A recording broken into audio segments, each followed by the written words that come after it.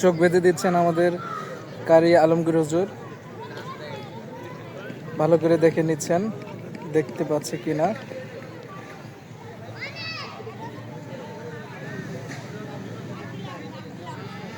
নানা হাড়ি ভাঙার জন্য গুটি গুটি পায়ে এগিয়ে আসছে, দেখি নানা পারে কিনা।